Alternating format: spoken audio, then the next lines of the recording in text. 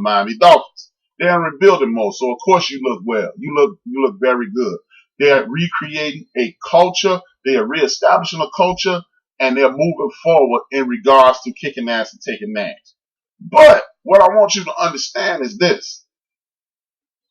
Nobody's, for the last 3 to 5 years, you heard about how Mike Tomlin is doing a piss poor job. He needs to get fired. What the hell is going on in Pittsburgh and the whole 9 yards? We keep hearing this nonsense. But you know what else we keep hearing? We don't hear about the bang up job that this dude is doing. He is on his 3rd string quarterback. He's on his second string quarterback got knocked out the game. He's on his 2nd string running back. He's on his 2nd string receiver. And the pick outside of game 1 when Ben Roethlisberger was playing injured and we never knew. And that's why the offense looked so piss poor and couldn't do anything. Outside of that, the Pittsburgh Steelers have been in each and every freaking game. Every freaking game they've been in. But Mike Tomlin don't get no credit for that. Again, Lamar Jackson, he played the Lamar Jackson style game. 161 yards passing, 70 yards running. You got Mark Ingram doing this thing. Juju Smith-Schuster showed up. Hey, if it wasn't for a fumble by Smith-Schuster, the Pittsburgh Steelers more than likely would have won this game. Everybody questioned, why did Mike Tomlin give the Ravens the ball? Because he had confidence in his defense. Even though they lost, let's get one thing straight. They lost. But I guarantee you the Pittsburgh Steelers defense play a little better next week simply because when your coach gives the other team the ball coming out of going into overtime and y'all stop them, that puts their team on another level, in my opinion, and they kicked ass and took names. And they lost, but hey, when you can get the ball back, and the only reason y'all lose is due to a fumble, I think that's a good thing. Big ups to the Ravens and Lamar Jackson for kicking ass.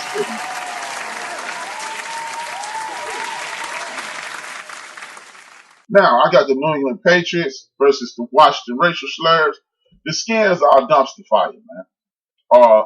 John Gruden, nobody has said this, but I'm starting to believe that John Gruden has an issue with quarterbacks from our coach. He badmouthed Robert Griffin III. He said that Dwayne Haskins could learn. See, this goes right into the conversation I had earlier this season on the show, in which when I was like, the news lies about the quarterbacks in my community is they're either inaccurate or can't learn the defense. But this is the problem I have with Jay Gruden. Jay Gruden said Dwayne Haskins can't read defenses. But the big thing about Dwayne Haskins coming out of Ohio State was the fact that he could read defenses. That he was a very intelligent guy.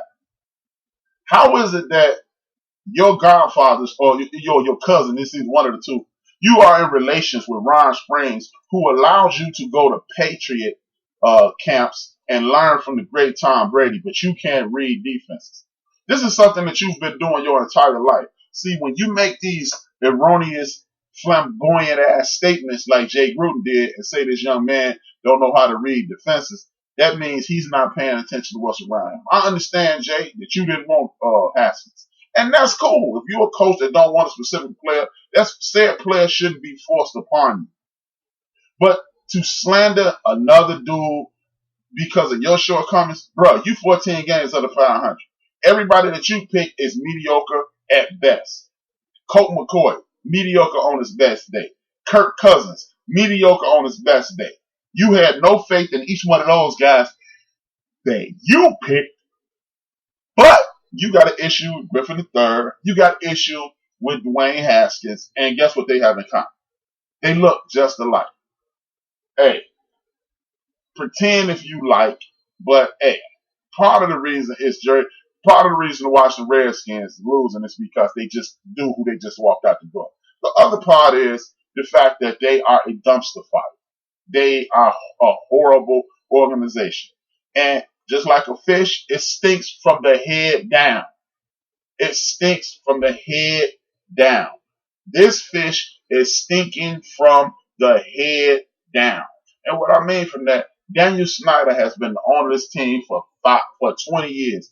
They have had 5 non-losing seasons and 1 playoff victory. Now, From the time that Daniel Snyder bought this team 20 years ago, going backward to the day before he bought the team, going backward, they were participants and won Super Bowls in the 80s, the 90s, and participated in the 70s. That means the 3 previous decades, the Washington Redskins were big time. Big time. They were a big time rival of the Dallas Cowboys, and some of the most entertaining games I've ever seen in my life were Washington Redskins games versus the Dallas Cowboys. That rivalry is dead. Daniel Snyder needs to fire Allen. He needs to fire the entire situation besides the brother Doug Williams and hit the reset button and move forward. Otherwise, this fire will continue to burn. Big ups to the New England Patriots who came to town and owned the Washington Redskins.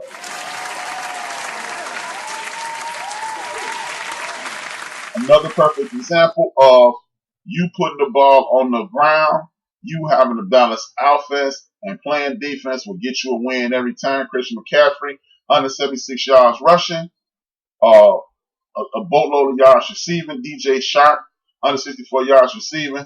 The Carolina Panthers folded, but the Jacksonville Jaguars folded to the will of the Carolina Panthers. Big up to the Carolina Panthers on 34-27 win over Jacksonville. Big up. Run the ball, keep it close, people. It's the reoccurring thing. Carlos Hyde, 60 yards. Deshaun Watson, 426 yards. Will Fuller, 217 yards. Here's another example of a coach that needs to be excommunicated. He needs to be persona non grata in Atlanta because this coach is a defensive guru that just gave up 53 points against a team who has a piss poor offensive line. I repeat, against a team with a piss poor offensive line, you gave up 500. Fire the coach in Atlanta, hit the reset button, move forward, Falcons. 53-32 is disrespectful versus a team. Your defense is piss poor, and your coach is supposed to be a defensive guy. Get the hell out of here. Enough of this. Ever since the Super Bowl, this team has been spiraling downward. It's time to hit the reset button and get rid of the coach. Holla at your boy.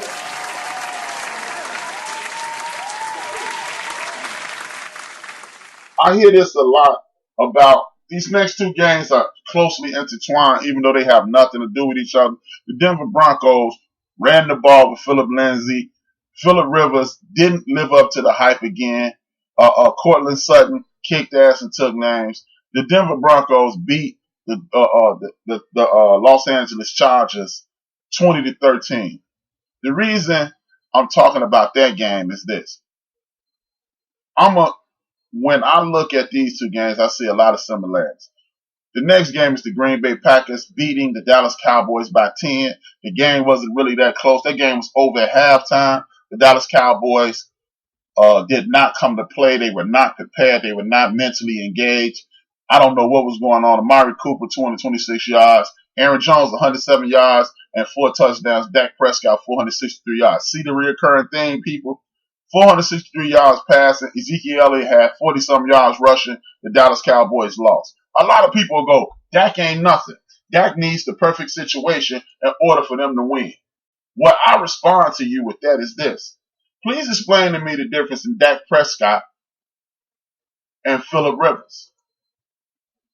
Dak Prescott and Phillip Rivers. Phillip Rivers made it to the AFC Championship game when he had the big-time wide receiver Jackson, the big-time tight end Gates, the Hall of Fame running back LaDainian Thomas. He ain't been back since. They got the big-time running back Melvin Gordon. They got Williams at the receiver. And they got a solid tight end and a big-time defense. And the Chargers can't win on a regular basis. Phillip Rivers is unofficially Groundhog Day. Every game, at the end of the game, Phillip Rivers is down between 4 to 5 points with 80 yards to go, and he drives down the field and throws an interception. Every freaking week. So explain to me how Phillip Rivers, people have no problem giving Phillip Rivers the money, but they have a problem with giving Dak Prescott the money. Help me understand that. Dak Prescott got a big-time running back. Dak Prescott got a Amari Cooper, big-time receiver. He hasn't had half the coaching that Phillip Rivers has had. The coach that he has now brought them back. Marty Schottenheimer, very good coach. What's going on with Phil Rivers? Help me understand why Phil Rivers does not get the smoke that Dak Prescott gets. Dak puts up big time numbers. Phil used to put up big time numbers. Dak got a big time running back. Phil has had big time running backs. Dak got big time receivers. Phil had big time receivers. But you don't hear anybody questioning what Phillip Rivers should be making. Phillip Rivers is quote unquote he's a locked Hall of Famer. Why? What has he won? But some divisions. But Dak Prescott he needs a perfect situation. Hey, if I pull up the records over the what's the name of the Chargers over the last 10 years, I bet you see a whole lot more losing seasons than winning. But Phillip Rivers his abilities are not called into question. His abilities are not called into question. Why is that, people? Why does Phillip Rivers get a pass, but Dak Prescott is his feet being held to the fire like a damn judge? I don't understand that. Now, I understand they both lost, but if Phillip Rivers is a Hall of Famer and whatever money he's making, he deserves it, why is Dak Prescott always under question? I'm going to look into this, man. Let me look into this. How much money is Phillip Rivers making a year to not win any AFC championship games, not win any of that, man? They don't have his pay listed up here, but I'm quite sure Phillip Rivers is making at a minimum $25-30 million. At a minimum. Between 18-20 million dollars. I'm almost sure that's what Phillip Rivers is being paid. But nobody questions Phillip Rivers, and every time you turn around, Dak Prescott ain't worth that money. Well, what makes Phillip Rivers worth the money? He Phillip Rivers, 37-year-old dude who ain't never been to a Super Bowl, only won AFC championship game. Yeah, he beat Peyton Manning, but Peyton Manning was notorious for losing in the big games. So, again, why is Phillip Rivers not getting no smoke? But Dak Prescott, with every errant pass, every loss, see, that's why they shouldn't pay him. Well, if he don't need to get paid, I need Matthew Stafford, I need Phillip Rivers, I need Matt Ryan, I need a bunch of these dudes to get their damn money back. Because guess what?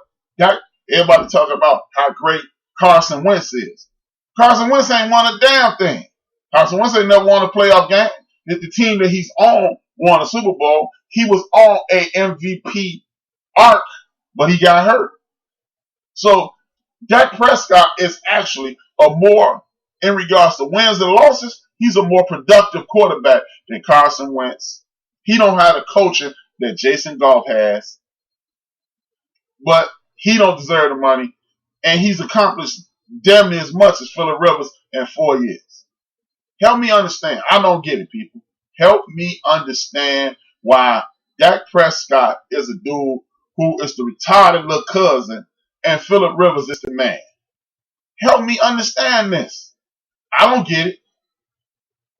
I don't get it. The next game up is the Indianapolis Colts at the Kansas City Chiefs. The Kansas City Chiefs and the Colts played one hell of a game.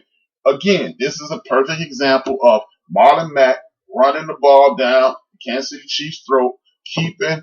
They used the formula. They used the formula that you use with every big time quarterback in the history of the league. You want to beat Tom Brady, make his ass watch most of the game, run the football. You want to beat Peyton Manning, you want to beat Joe Montana, you want to beat John Elway, run the football effectively, don't allow them to get in the rhythm, force them to throw, and then you will win. That's what they did. They put the heat on Patrick Mahomes, they ran the hell out of the ball with Marlon Mackey, and voila, they won.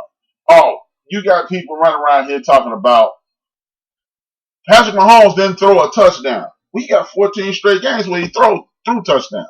He got like 13 straight games where he threw 2 or more touchdowns. I can't remember the last time the boy didn't have 300 yards. We can overanalyze anything that you like, but to even remotely attempt to blame Patrick Mahomes for the loss this Sunday, I will question your football knowledge. I am forced to question your football knowledge. Or you didn't watch the game. Because the same problem that hurts the Kansas City Chiefs, they continue to hurt them. You got Marlon Mack, 132 yards. That means the Kansas City defense is not on